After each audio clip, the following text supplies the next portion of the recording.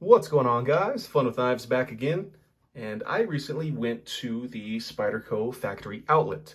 And of course, I had to leave with a knife, and that's what's in this box here.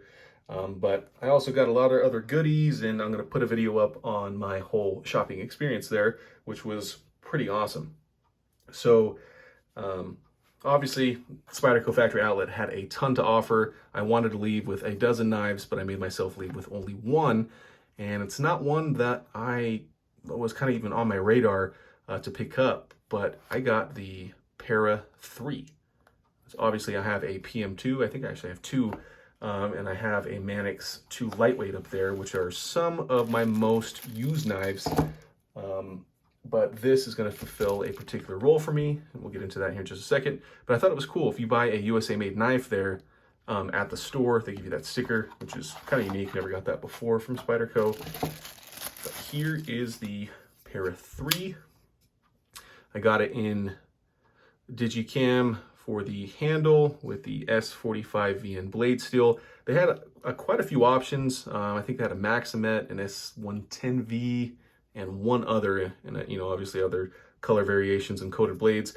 But I went with this one, so it would be a cool companion to my Digi PM2. Not the Digi's my favorite, but I thought it'd be cool to kind of have a matching set.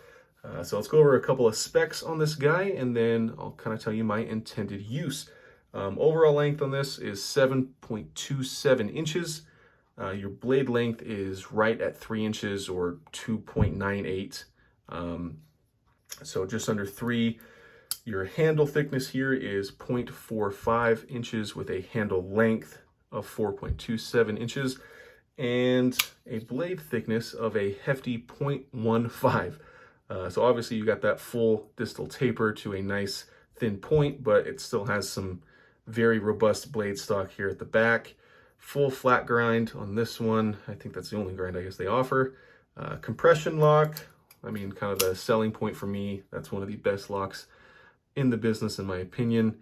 And I mean, it is what it is. It is a smaller PM2, nestled stainless steel liners, 4-way positionable pocket clip. So I'm sure you guys have seen this knife on 1,000 other videos, but I'm pretty excited to own this one because the PM2, the Manix 2, I think are some of the best knives ever designed, and I think the whole knife world agrees with me on that. But they are too large for some areas, some states, some municipalities, and I travel quite often for work. Just this year, I'm well over 20 trips, and it's only May. So I needed something that was a little smaller, a manual action, and something that I wouldn't be absolutely devastated if I lost it. It was stolen, it was confiscated for whatever reason, and this kind of fit the bill. This is certainly not a budget knife. It's in the 160-ish range.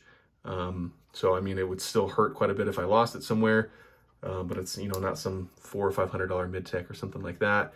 And it should fulfill all the roles I need it to. And that's mainly food prep and a whole lot of box cutting, taking down boxes, packaging, pallet wrap, that kind of thing.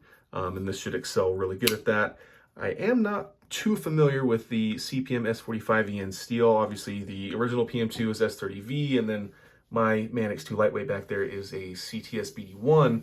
I was kind of out of the knife game for a little while, but I believe this is an improvement on S30V, but I don't know if that's in toughness, edge retention, corrosion resistance, all of the above, or none of the above. But I'm excited to get some use on this knife, and it's going to travel with me all over the country, and I think it'll fulfill all those legal, and I think it'll fulfill all those, weird little rules in some counties, some states. It's got to be under 3 inches, and it can't be an auto.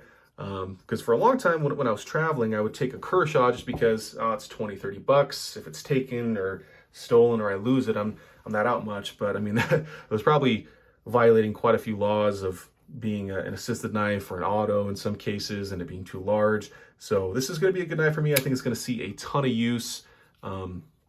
There's very slight differences, obviously, between the Para 3 and a PM2.